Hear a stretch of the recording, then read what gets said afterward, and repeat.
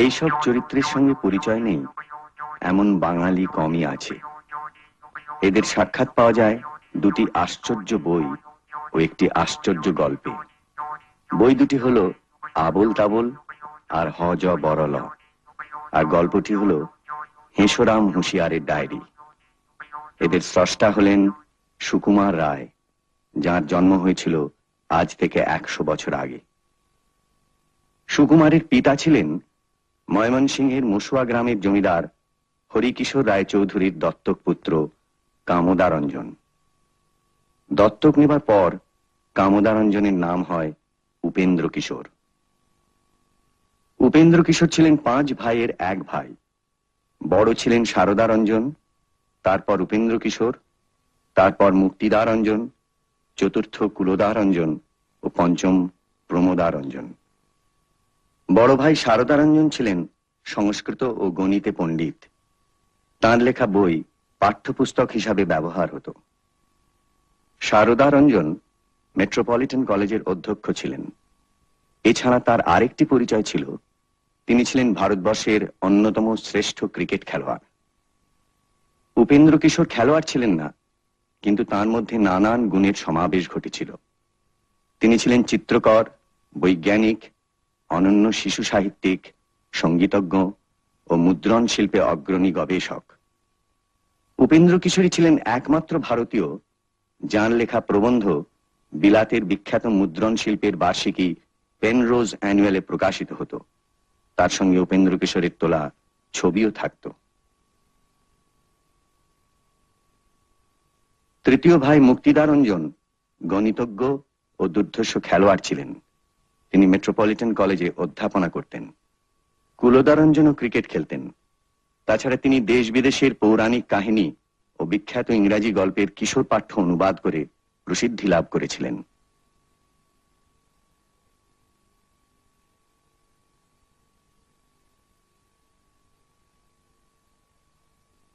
প্রমোদারঞ্জন সরকারি জরিপ বিভাগে কাজ করতেন। তিনি তার কর্মজীবনের বিচিত্র অভিজ্ঞতার কথা বনের খবরে লিপিবদ্ধ করে গেছেন। এই 5 ভাইয়ের মধ্যে 3 ভাই উপেন্দ্র কিশোর, কুলদারঞ্জন ও প্রমোদারঞ্জন ব্রাহ্ম ধর্ম গ্রহণ করেন। তা সত্ত্বেও 5 ভাইয়ের মধ্যে সৌহার্দ্য চিরকাল অটুট ছিল। ব্রাহ্ম সমাজের নেতৃস্থানীয় স্বাধীন চেতা দ্বারকানাথ গঙ্গোপাধ্যায়ের কন্যা বিধুমুখীকে উপেন্দ্র কিশোর বিবাহ করেন। ততদিনে উপেন্দ্র কিশোর মুসুয়া থেকে কলকাতায় চলে এসে রয়েছেন 13 নম্বর কর্নওয়ালি স্ট্রিটে। উপেন্দ্র কিশোর ছিলেন 6টি সন্তানের জনক। এদের মধ্যে বড় ছিলেন কন্যা সুখলতা, তারপর সুকুমার, তারপর বোন পুণ্যলতা, চতুর্থ সুবিনয়, পঞ্চম শান্তিলতা ও সর্বকনিষ্ঠ সুবিমল। সিটি স্কুল থেকে এন্ট্রান্স পাশ করে সুকুমার প্রেসিডেন্সি কলেজ থেকে পদার্থবিজ্ঞান ও রসায়নের ডাবল অনার্স নিয়ে বিএসসি পাশ করেন। তার অধ্যাপকদের মধ্যে ছিলেন রাসায়নিক আচার্য প্রফুল্লচন্দ্র রায়। সেই সময় রায় পরিবার থাকতেন সুকিয়া স্ট্রিটে। কলেজে থাকতেই সুকুমার একটি সংস্থার প্রতিষ্ঠা করেন, যার নাম দেয়া হয় ননসেন্স ক্লাব। এই ননসেন্স ক্লাবের একটি হাতে লেখা পত্রিকা ছিল, যার নাম 32.5 ভাজা।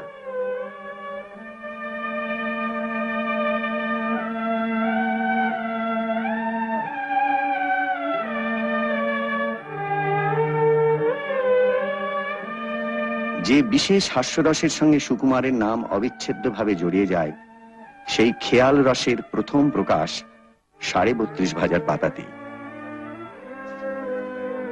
এই ননসেন্স ক্লাবের সভ্যদের দিয়ে অভিনয় করানোর জন্য সুকুমার 2টি নাটক রচনা করেছিলেন। একটি হলো ঝালাপালা। এই ঝালাপালার একটি দৃশ্যে পাঠশালার ছাত্র পণ্ডিত মশাইকে জিজ্ঞেস করছে, I go up we go down মানে কি? আই আই কি না চক্ষু, গো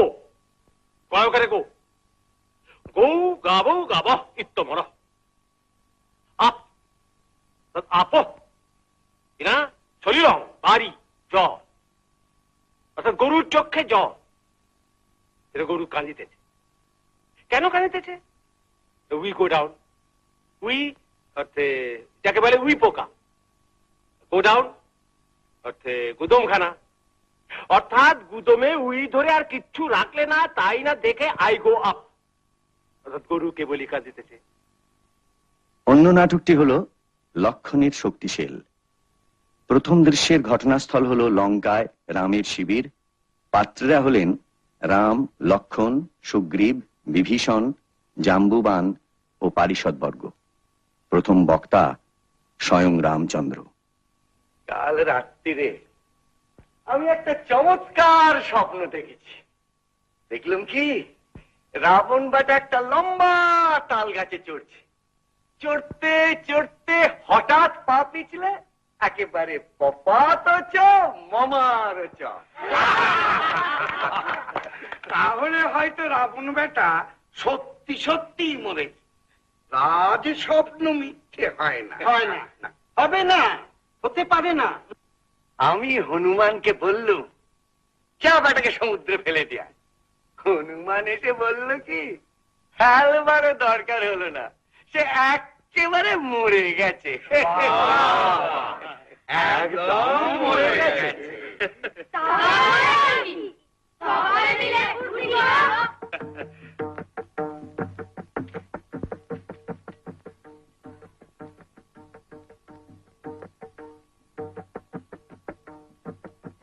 ওই দেখ, রাবণের রথ দেখা যাচ্ছে।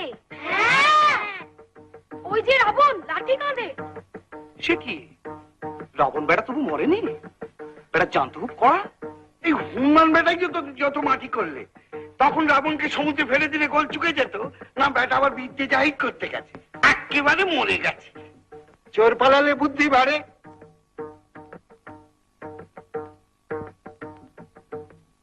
এ দূর খবর কি? আগে আমি এইমাত্র আসছি। ব্যাস, মস্ত খবর দিয়েছ আর কি। এইমাত্র আসছে, তো ফেলতে হবে। আজ কি ঘটলো না ঘটলো সব ভালো করে গুছিয়ে বলো।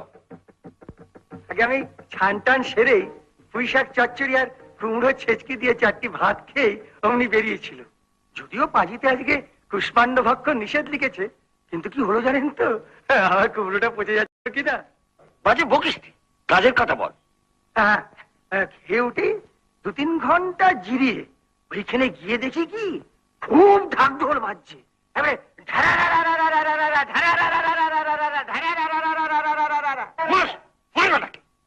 কান কেটে দে। বেটা ধারা চলছে যেন বলে রেকারিং ডেসিমেল। বেটা তুই ভালো করে ধারাবাহিক রূপে আত্মপান্ত পর্যায় পরম্পরা বলবি কিনা। তারপর কি হলো শুনি। তত কিম আসিছে রাবণ বাজে ঢক ঢোল, মহাধূম ধাম মহাহট্টগোল। কিম ততঃ কিম ততঃ কিম, শঙ্খ হুলাহুলি সানাই নিশান, পট্টাল ঝঙ্কার অস্ত্রের ঝনন।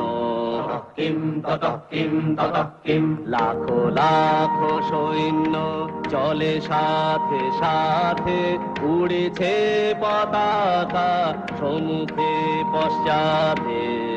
কিম ততঃ কিম ততঃ কিম, বীর দর্পে সবে করে কোলাহল, মহা আস্ফালনে কাঁপে ধরাতল।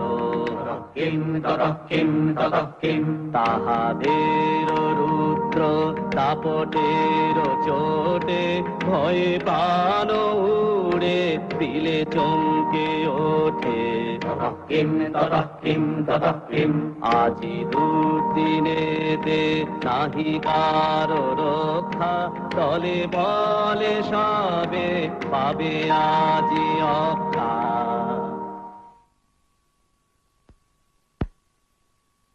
1895 খ্রিস্টাব্দে উপেন্দ্র কিশোর তার নিজের নামে একটি মুদ্রণ প্রতিষ্ঠানের পত্তন করেন। পরে এই প্রতিষ্ঠানের নাম হয় U Ray and Sons. Upendra Kishore নিজে কখনো বিদেশে যাননি, কিন্তু সুকুমার যাতে বিলেতে গিয়ে ফটোগ্রাফি ও মুদ্রণের কাজ শিখে আসতে পারে এই বিষয়ে তার আগ্রহ ছিল। 1911 খ্রিস্টাব্দে 23 বছর বয়সে গুরুপ্রসন্ন বৃত্তি নিয়ে সুকুমার ইংল্যান্ড যাত্রা করেন। তিনি প্রথমে লন্ডনে যান। London County Council School of Photo Engraving and লিথোগ্রাফিতে 1 বছর শিক্ষা লাভের পর ম্যানচেস্টারে যান।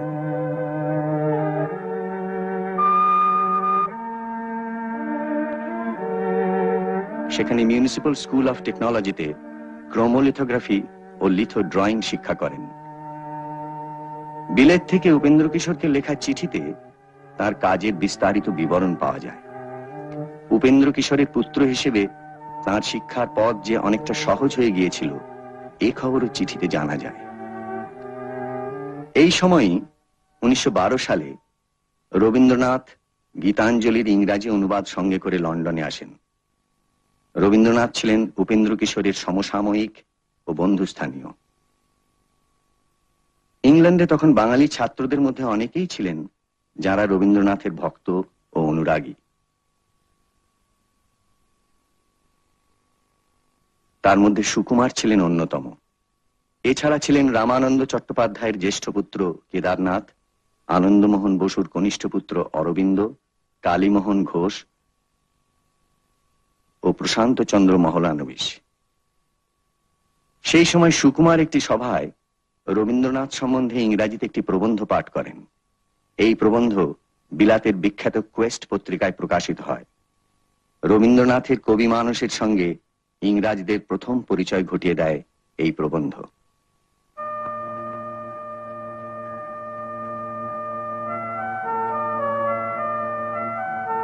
বিলাতে চূড়ান্ত পরীক্ষায় প্রথম স্থান অধিকার করে ব্রোঞ্জের পদক লাভ করে সুকুমার 1913 অক্টোবর মাসে দেশে ফিরে আসেন। তার 2 মাসের মধ্যেই জগৎচন্দ্র দাসের কন্যা সুপ্রভার সঙ্গে তার বিবাহ হয়।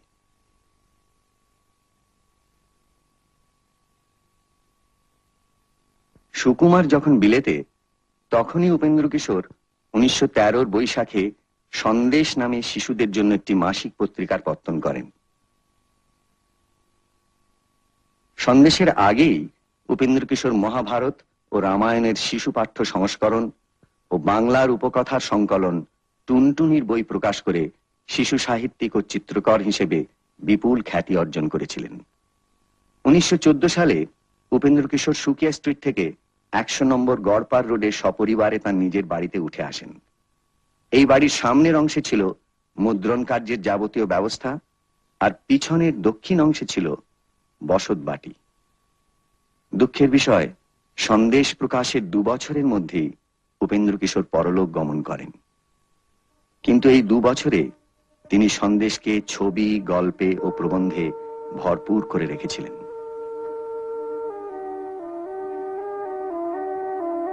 মুদ্রণ শিল্পের নমুনা হিসেবেও সন্দেশের কোনো তুলনা ছিল না।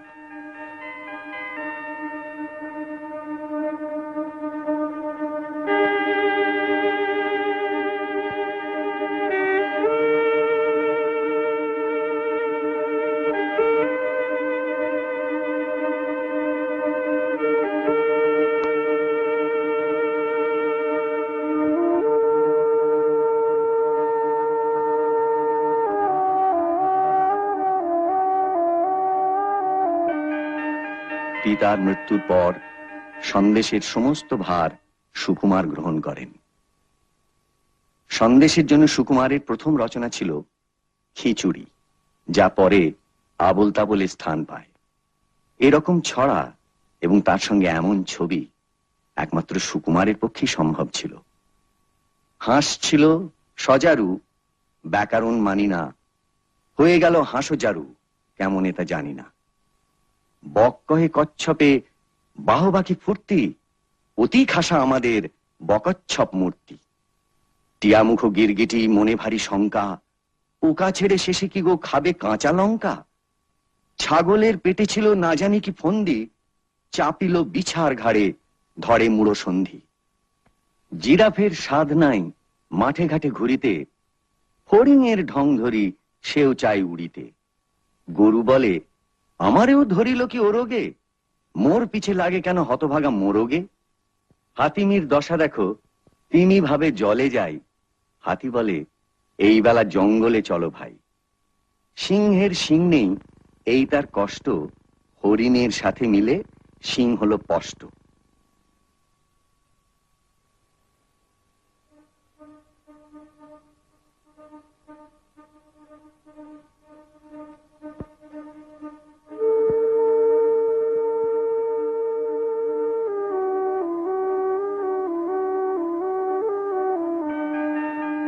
সন্দেশের যে উচ্চ আদর্শ উপেন্দ্র কিশোর প্রতিষ্ঠা করেছিলেন, সুকুমারের আমলে তার কিছুমাত্র বিচ্যুতি ঘটেনি। সুকুমারের বড় বোন সুখলতা, মেজ বোন পুণ্যলতা, মেজ ভাই সুবিনয়, ছোট বোন শান্তিলতা ও কাকা কুলদারঞ্জন সকলেই সুকুমারের পাশে এসে দাঁড়ান। এছাড়া অন্য নামী লেখকও সন্দেশের জন্য লিখেছেন।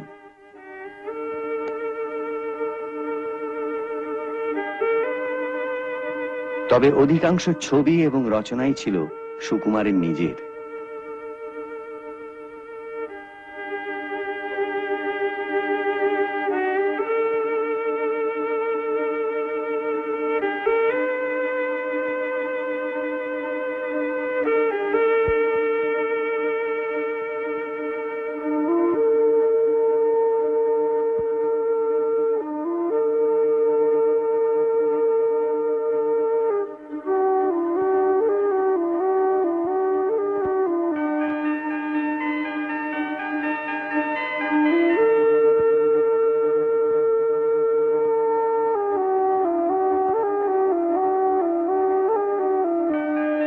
সুকুমারের যে কত বিষয়ে কৌতূহল ছিল তার নমুনা পাওয়া যায় একটি খেরোর খাতায়, যার 7 রকম নামকরণ করেছিলেন সুকুমার।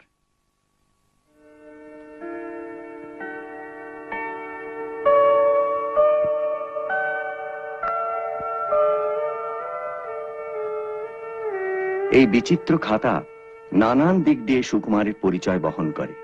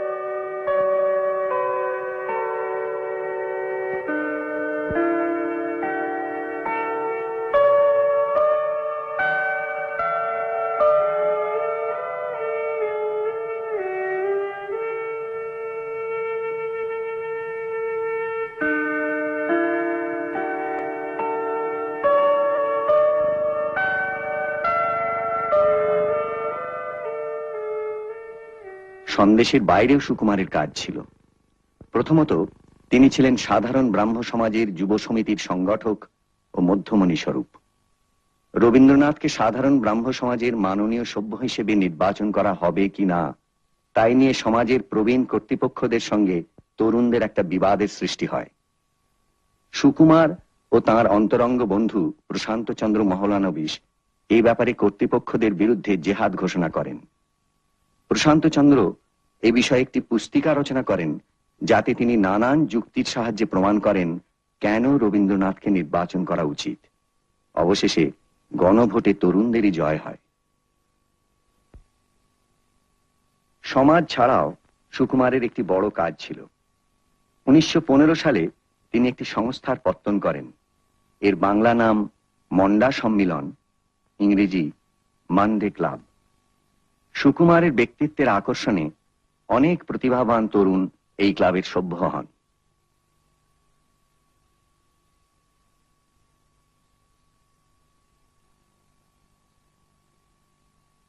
এদের মধ্যে উল্লেখযোগ্য কবি সত্যেন্দ্রনাথ দত্ত, অজিত কুমার চক্রবর্তী, অতুল প্রসাদ সেন, সুনীতি কুমার চট্টোপাধ্যায়, কালিদাস নাগ, প্রশান্ত চন্দ্র মহলানবিশ, হিরণ কুমার সান্যাল ইত্যাদি। এই ক্লাবের আমন্ত্রণপত্র সুকুমার নিজেই রচনা করতেন এবং ছাপা হতো ইউ রায় অ্যান্ড সন্সে।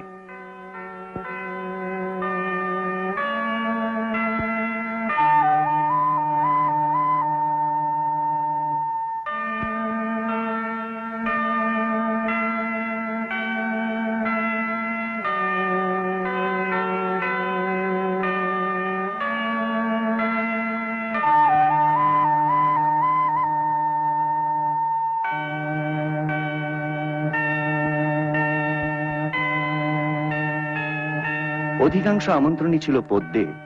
তার মধ্যে একটির উদাহরণ দেয়া যেতে পারে। সম্পাদক বেয়াকুব, কোথা যে দিয়েছে ডুব, এদিকেতে হায় হায়, ক্লাবটি তো যায় যায়। তাই বলি সোমবারে মদগৃহে গড় পারে, দিলে সবে পদধূলি, ক্লাবটিরে ঠেলে তুলি। রকমারি পুঁথি যত নিজ নিজ রুচি মতো আনিবেন সাথে সবে, কিছু কিছু পাঠ হবে। করজোড়ে বারবার নিবেদিছে সুকুমার। ক্লাবের কর্মসূচি থেকে জানা যায় এখানে নানা রকম গুরুগম্ভীর বিষয় নিয়ে আলোচনা হতো।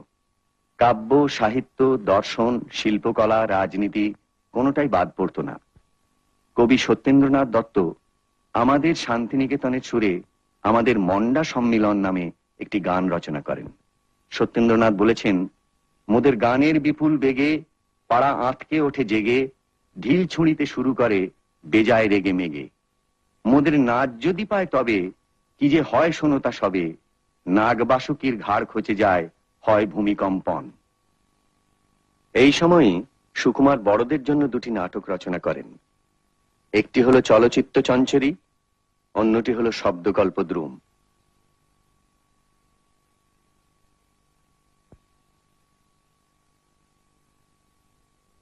1921 সালে সুকুমারের যখন 33 বছর বয়স, তখন তিনি হঠাৎ অসুস্থ হয়ে পড়েন।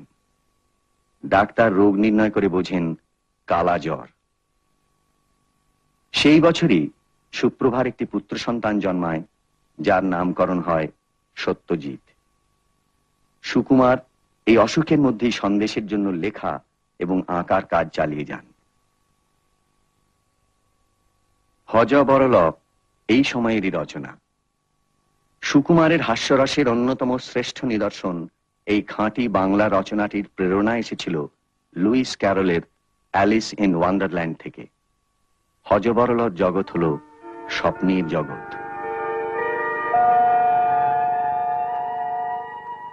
তোমার ওজন কত? জানি না।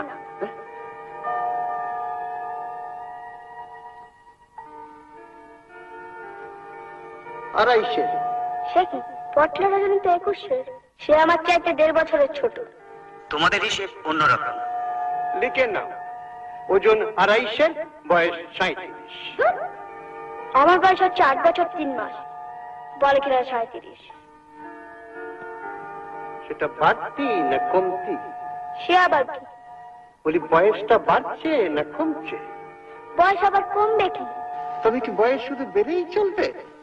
40, 50, 60, 70, 80 বুড়ো হয়ে মরি আর কি। তা তো হবে। 80 বছর বয়সে মানুষ বুড়ো হবে না? তোমার যেমন বুদ্ধি, বয়সকে বাড়তে দেওয়া হবে কেন? যেমন বয়স 40-এ পড়বে, তারপরে 41, 42, 43 হবে না, তখন 39, 38, 37 এমনি করে কমতে থাকবে। কমতে কমতে কমতে কমতে যখন 10-এ গিয়ে দাঁড়াবে, তারপরে বয়স আবার বাড়তে থাকবে। আমার তো বয়স কতবার বেড়েছে, কমেছে, কমেছে, বেড়েছে। এখন তো আমার বয়স তারও। 1922 সালে অশোকের মধ্যেই সুকুমার ফেলো of the royal photographic society নির্বাচিত হন। 1923-এ প্রকাশিত হয় ছোটদের জন্য পদ্যে লেখা ব্রাহ্ম সমাজের ইতিহাস, অতীতের ছবি। সুকুমারের অবস্থা তখন খারাপের দিকে, কিন্তু লেখার বিরতি নেই।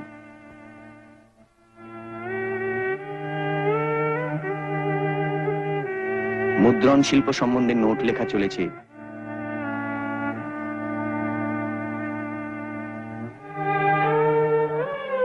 একটি খসড়া খাতায় বর্ণমালা তত্ত্ব নামে একটি অনুপ্রাস কেন্দ্রিক কাব্য টুকরো টুকরো ভাবে লেখা হয়ে চলেছে। পদ্যে মহাভারত লিখতে শুরু করেছেন ছেলেদের জন্য। একবার সোদপুরে হাওয়া বদল করতে গিয়ে সূর্যাস্তে গঙ্গার একটি রঙিন ছবি এঁকেছেন। হজবরল বই আগেই বেরিয়েছে। আবোল তাবোলের জন্য একটি দামি কপি করেছেন, যার থেকে বইয়ের চেহারা কিরকম হবে তার একটি আন্দাজ পাওয়া যায়।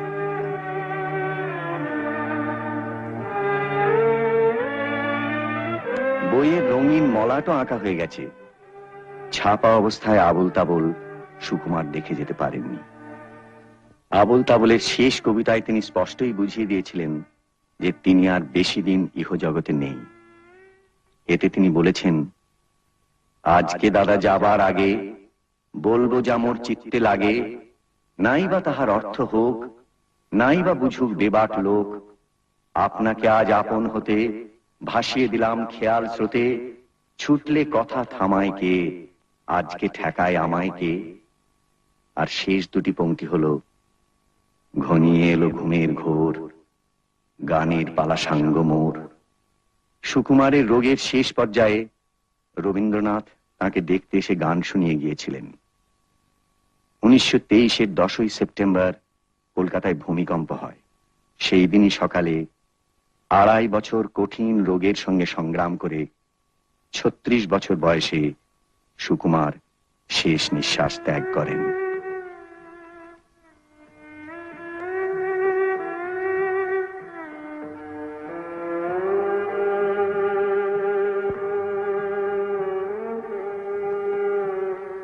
সুকুমারের মৃত্যু সংবাদ পেয়ে রবীন্দ্রনাথ শান্তিনিকেতনে একটি ভাষণ দেন। তাতে তিনি বলেন, আমি অনেক মৃত্যু দেখেছি, কিন্তু এই অল্প বয়স্ক যুবকের মতো অল্পকালের আয়ুটিকে নিয়ে মৃত্যুর সামনে দাঁড়িয়ে এমন নিষ্ঠার সঙ্গে অমৃতময় পুরুষকে অর্ঘ্যদান করতে প্রায় আর কাউকে দেখিনি। মৃত্যুর দ্বারের কাছে দাঁড়িয়ে অসীম জীবনের জয়গান তিনি গাইলেন। তাঁর রোগশয্যার পাশে বসে সেই গানের সুরটিতে আমার চিত্ত পূর্ণ হয়েছে।